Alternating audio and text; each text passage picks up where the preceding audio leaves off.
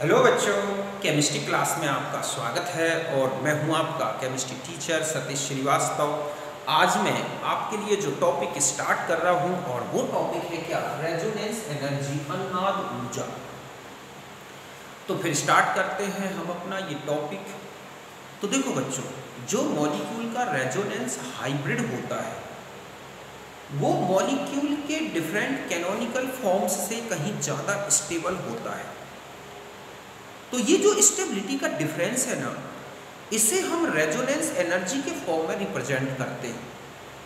क्योंकि जो resonance energy है ये मॉलिक्यूल के रेजोनेंस हाइब्रिड, उसकी total energy means actual energy of molecule, और जो मोस्ट स्टेबल कैनोनिकल फॉर्म है उसकी total energy means theoretical value of energy of molecule, इनके डिफरेंस के क्या होती है, बराबर होती है। तो यही मैंने लिखा है कि the difference of the total energy of resonance hybrid and total energy of most stable canonical form of the molecule is called resonance energy. समझ गए बच्चों कि किसी भी अणु का जो अनुनाद संकर है वो उसके जो डिफरेंट कैनोनिकल फॉर्म्स होते हैं उनसे कहीं ज़्यादा स्टेबल होता है। तो ये जो स्टेबिलिटी का डिफरेंस है इसे हम किस फॉर्म में रिप्रेजेंट करते हैं, अनुनाद ऊर्जा में। ये अणु की जो अणु का अनुनाद संकर है उसकी टोटल एनर्जी और उसके जो डिफरेंट कैनोनिकल फॉर्म है उनमें से जो मोस्ट स्टेबल फॉर्म है उसकी एनर्जी का डिफरेंस है। तो ये फॉर्मूला बनता है resonance energy RE equal to total energy of resonance hybrid RH। इसको एक्सपेरिमेंटल या actual value of energy of molecule बोलते हैं, क्योंकि ये केवल एक्सपेरिमेंटल मेथड से ही कैलकुलेट करते हैं। और total energy of most stable canonical form, जितने भी कैनोनिकल फॉर्म्स हैं उनमें से सबसे ज्यादा मोस्ट स्टेबल क्या है, उसकी एनर्जी रेंज, जो कि एक थ्योरेटिकल वैल्यू होती है जो कि हम उसकी स्ट्रक्चर के बेस पर डिटरमाइन करते हैं। तो इनका डिफरेंस ये है रेजोनेंस एनर्जी। यहाँ पर अगर हम ये कहें कि ये एनर्जी है रेजोनेंस हाइब्रिड की और ये मोस्ट स्टेबल फॉर्म की है, तो इनका जो ये डिफरेंस है यही क्या है, रेजोनेंस एनर्जी। ओके, तो आप इसे नोट करें।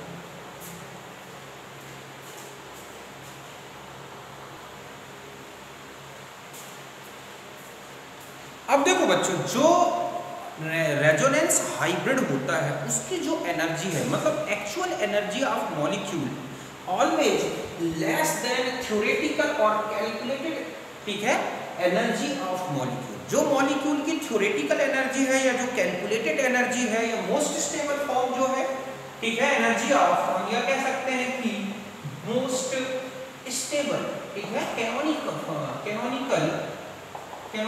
फॉर्म, उससे देख रहे हैं आप कम होती है। समझ गए ना कि अणु की जो वास्तविक ऊर्जा है वो अणु के सैद्धांतिक ऊर्जा, जो कि अणु की अनुनाद रूप अणु, या हम कहें कि अनुनाद, ठीक है, रूप की सैद्धांतिक ऊर्जा उससे हमेशा कम होती है।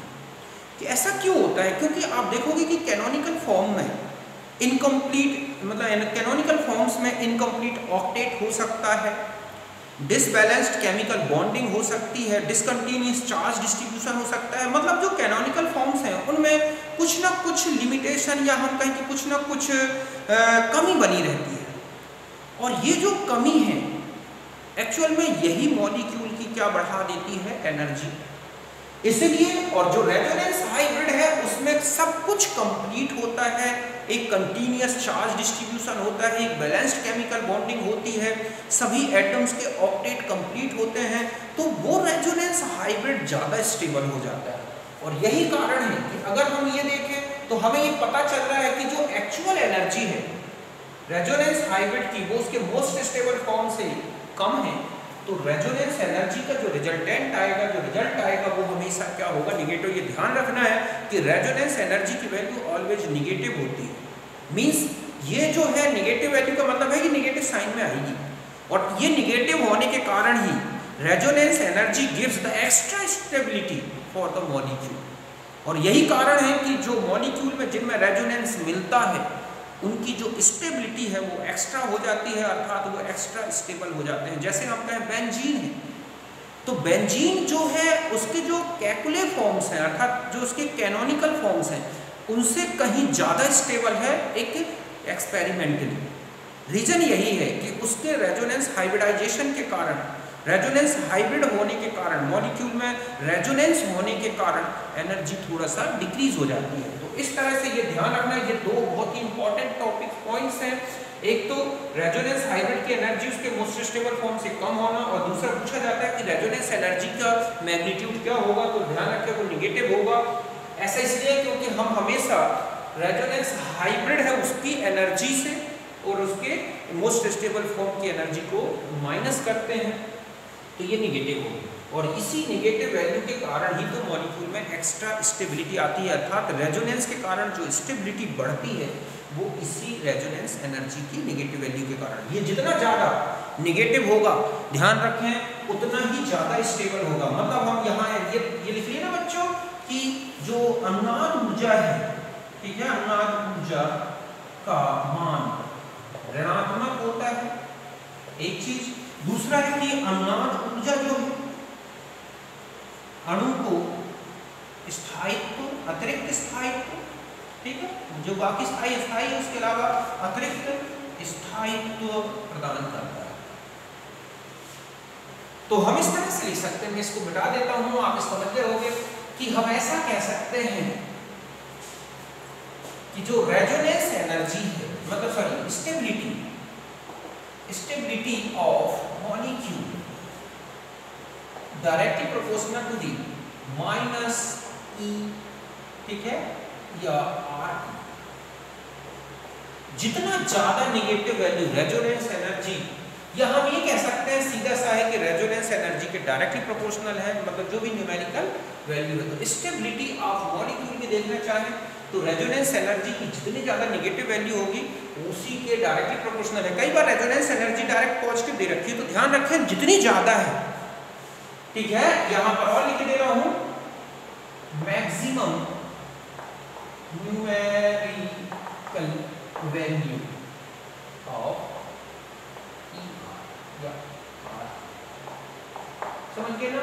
अगर आपको साइन नहीं दे रखा है तो आप ध्यान दें कि जितनी मैक्सिमम वैल्यू आ रही की है न्यूमेरिकल वैल्यू, उतना ही ज्यादा मॉलिक्यूल क्या होगा, स्टेबल। तो यहां तक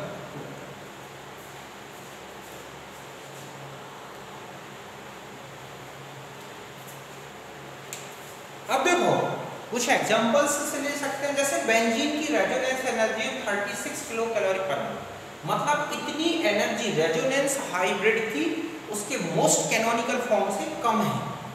नेगेटिव वैल्यू के साथ भी लिखी हो सकती है या डायरेक्ट न्यूमेरिकल वैल्यू लिखी हो, तो मैंने लिख दिया कि न्यूमेरिकल वैल्यू जितनी ज़्यादा मैक्सिमम होगी उतनी ही ज़्यादा उसकी स्टेबिलिटी होगी। तो इस तरह से थायोफीन की 29, पायरोल की है 21, फ्लोरेन की है 16। तो इसका मतलब है बेंजीन सबसे ज़्यादा स्टेबल, फिर थायोफीन, फिर पायरोल, फिर फ्लोरेन।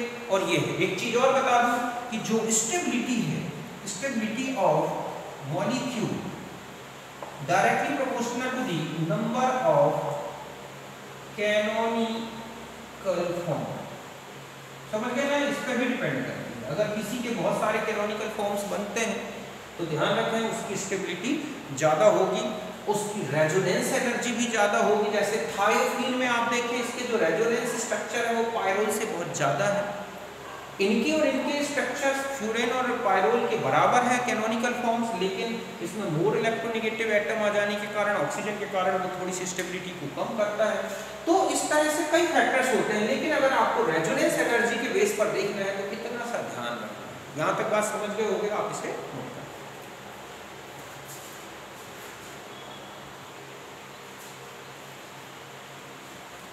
अब देखो बच्चों, एक क्वेश्चन है कि hydrogenation energy of benzene into 0.5 kilo joule per mole and hydrogenation energy of cyclohexene is 119 kilo joule per मोल।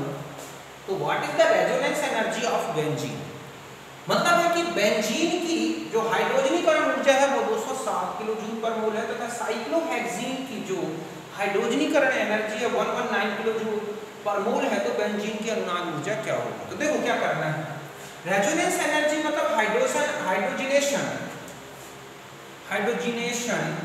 ठीक है, एनर्जी ऑफ बेंजीन की, बेंजीन की हाइड्रोजनेशन एनर्जी क्या है? बेंजीन में 3 डबल बॉन्ड होते हैं, 1 2 3, उसका हाइड्रोजनीकरण किया जाए तो ये बन जाएगा क्या, साइक्लोहेक्सेन।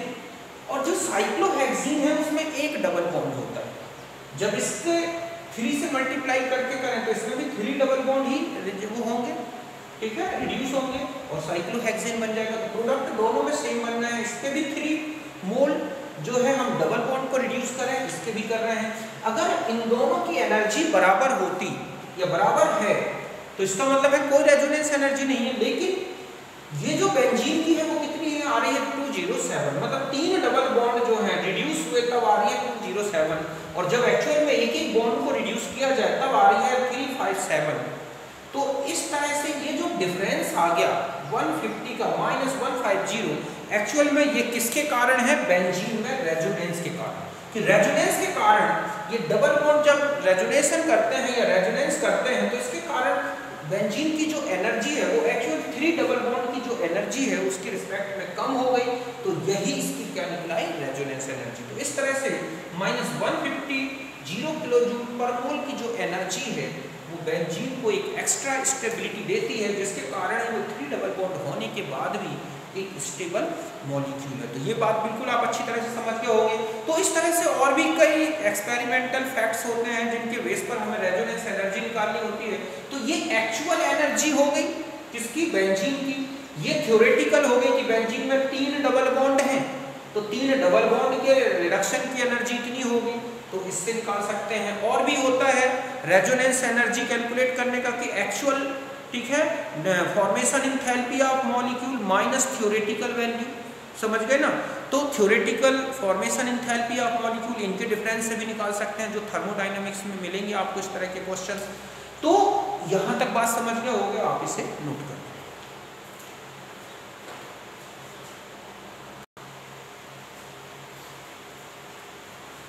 अब देखो बॉन्ड रेजोनेंस एनर्जी का एक रिलेशन और बता दूं मैं आपको कि डेल्टा HF स्टैंडर्ड एक्चुअल, यहां पर ये जो डेल्टा HF स्टैंडर्ड है ये है फॉर्मेशन एंथैल्पी, ओके। तो एक्चुअल जो कि आपको एक्सपेरिमेंटल मेथड्स से डिटरमाइन की गई वैल्यू है, बॉम्ब कैलोरीमीटर और भी कोई मेथड्स होती हैं जिनसे ये निकाली जाती है। और डेल्टा HF कैलकुलेटेड मतलब है कि स्ट्रक्चर के बेस पर कैलकुलेट की गई है, तो इनका डिफरेंस दिया जाए तो रेजोनेंस एनर्जी आ जाएगी। अब आपको डेल्टा HF ये जो कैलकुलेटेड है इसको आप कैसे कैलकुलेट करेंगे, तो एक बॉन्ड एनर्जी का फॉर्मूला होता है summation bond energy of reactants, ठीक है, और समेशन ऑफ बॉन्ड एनर्जी, ठीक है, ऑफ प्रोडक्ट्स। जितने भी रिएक्टेंट्स हैं उन सबकी बॉन्ड एनर्जी को जोड़ दो, उसमें से प्रोडक्ट्स के जितने बॉन्ड्स हैं उनकी बॉन्ड एनर्जी को माइनस कर दो, तो निकल आएगी रेजोनेंस एनर्जी की कैलकुलेटेड वैल्यू। यहाँ समेशन BE मतलब है sum of the bond energies of all bonds. जैसे हमें कहें कि बेंजीन की कैलकुलेट करनी है रेजोनेंस एनर्जी, तो आप ये रिएक्शन लिखें, बेंजीन इस तरह से बनता है 6C solid plus 3H2 gas, तो बनता है C6H6 लिक्विड है या सॉलिड है जो भी है, ये लिखा होता है। मान लिया जाए कि ये लिक्विड फॉर्म में बन रहा है, तो अब हमें क्या करना होगा कि इसकी सब्लिमेशन एनर्जी 6 कार्बन की कितनी है वो लें और 3 हाइड्रोजन की बॉन्ड एनर्जी, क्योंकि कार्बन के एटम्स तो जुड़े होंगे तो सब्लिमेशन एनर्जी मतलब कार्बन एटम्स की बॉन्ड एनर्जी, और हाइड्रोजन की बॉन्ड एनर्जी हो गई माइनस। अब बेंजीन का ये स्ट्रक्चर है, 3 डबल बॉन्ड है, 3 सिंगल बॉन्ड है, तो इस तरह से 3 डबल बॉन्ड की, 3 सिंगल बॉन्ड की और 6 CH बॉन्ड, इनकी एनर्जीज को कैलकुलेट कर लो, कैलकुलेटेड वैल्यू आ जाएगी।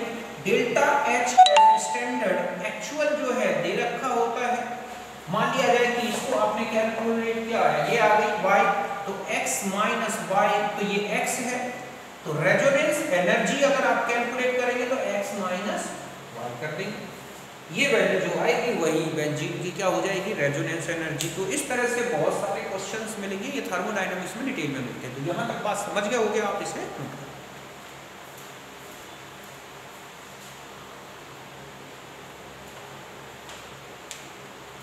अब देखो बच्चों, अब कुछ इंपॉर्टेंट फैक्ट्स याद रखने हैं। फर्स्ट है कि canonical forms of molecule do not have real existence, they are only imaginary, only resonance highlight has the real existence. बात समझ गए कि जो मॉलिक्यूल के हम डिफरेंट कैनोनिकल फॉर्म्स बनाते हैं वो केवल थ्योरेटिकल हैं, जो कि मॉलिक्यूलर ऑर्बिटल थ्योरी या वैलेंस बॉन्ड थ्योरी और भी अदर कॉन्सेप्ट्स के बेस पे बनाए जाते हैं, लेकिन एक्चुअल में वो मॉलिक्यूल का रियल एग्जिस्टेंस नहीं है। रियल एग्जिस्टेंस जो है वो केवल रेजोनेंस हाइब्रिड के फॉर्म में होता है, मतलब मॉलिक्यूल का केवल real existence resonance hybrid form में है, उसके कैनोनिकल फॉर्म में नहीं है।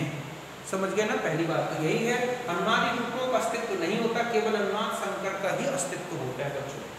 दूसरा होता है कि जो हम कैनोनिकल फॉर्म्स बनाते हैं अनुनादी रूप, उनमें कोई इक्विलिब्रियम नहीं होता कि वो एक दूसरे में लगातार कन्वर्ट हो रहे हैं। वो तो हम एक थ्योरेटिकली बॉन्ड्स को यहाँ वहाँ शिफ्ट करके ऑक्टेट का रूल लगा के इस तरह से बनाते हैं, तो उनमें कोई इक्विलिब्रियम नहीं होता। समझ के बच्चों, अनुनादी रूपों के मध्य शाम में नहीं होता।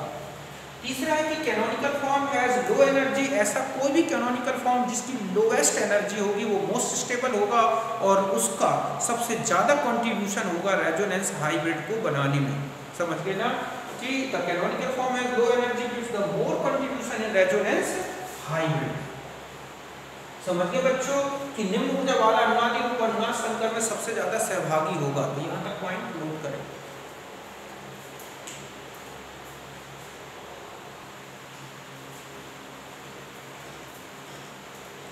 अब देखो बच्चों, नेक्स्ट जो फैक्ट है कि अगर जिस कैनोनिकल फॉर्म में जितने ज़्यादा कोवेलेंट बॉन्ड होंगे वो रेजोनेंस हाइब्रिड के लिए उतना ज़्यादा कंट्रीब्यूशन करेगा।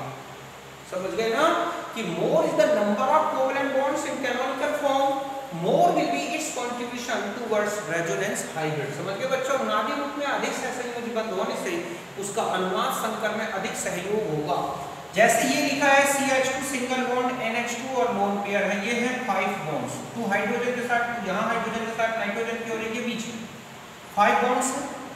अगर ये लोन पेयर यहाँ आ जाए तो अब 2 और 2 6 बॉन्ड्स हो गए। तो इसका मतलब है कि ये वाला जो फॉर्म है रेजोनेंस हाइब्रिड में इसका सबसे ज्यादा कंट्रीब्यूशन होगा। और अगर आप इसका रेजोनेंस हाइब्रिड देखें तो आप देखोगे कि वो ऐसे बनाया जाएगा कि पार्शियल, या हम ये कहेंगे जो पॉजिटिव चार्ज है वो यहाँ पर लिखेंगे 1/2, तो यहाँ पर भी 1/2 और ऐसा लिखेंगे। तो आप देखेंगे कि ये वाला कंट्रीब्यूशन इससे ज़्यादा मिल रहा है, मतलब ये रेजोनेंस हाइब्रिड इस स्ट्रक्चर से ज़्यादा मैच कर रहा है। तो इस तरह से इस स्ट्रक्चर का इसके ज़्यादा कंट्रीब्यूशन होगा, मतलब ये ज़्यादा इसी के फॉर्म में, ये 99% इसी फॉर्म में मिलेगा। तो इस तरह से यहाँ 6 बॉन्ड है और यहाँ 5 बॉन्ड्स, जितने ज़्यादा बॉन्ड्स होंगे वह उतना ही ज़्यादा कंट्रीब्यूशन करेगा।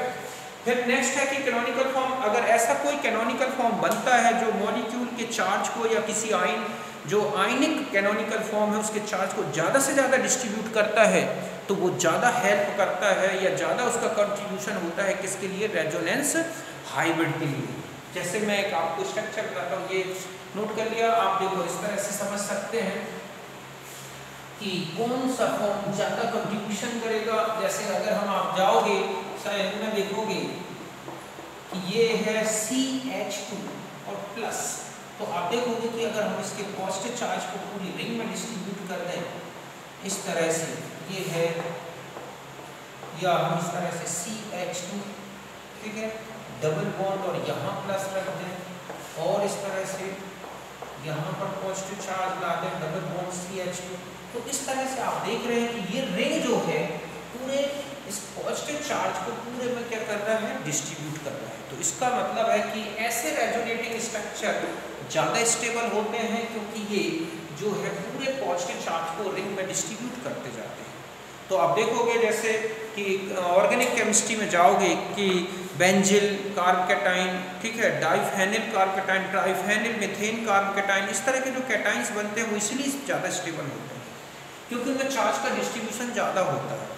तो इस तरह से कुछ इंपॉर्टेंट चीज़ें बताई, तो यहाँ तक आप अच्छी तरह समझ गए होंगे। देखो इसके जो एप्लीकेशंस हैं रेजोनेंस के, वो ऑर्गेनिक केमिस्ट्री में मीजोमेरिक इफेक्ट में मिलेंगे। रेजोनेंस इफेक्ट जिसको बोलते हैं वहाँ बहुत डिटेल में है, हाइपर कॉन्जुगेशन में मिल जाएंगे।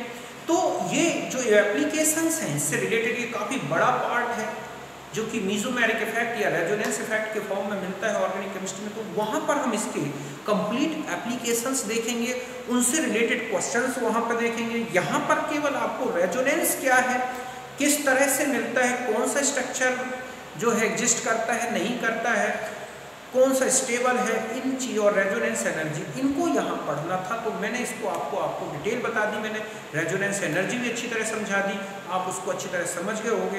तो अब हम नेक्स्ट टॉपिक लेंगे जो इसके बाद, वो होगा हाइड्रोजन बॉन्डिंग। तो यहाँ तक समझ गए आप। तो अब हम मिलते हैं नेक्स्ट टॉपिक में जिसमें हम लेंगे हाइड्रोजन बॉन्डिंग। तब तक के लिए आप सबको मेरा नमस्कार। सी यू अगेन, थैंक यू।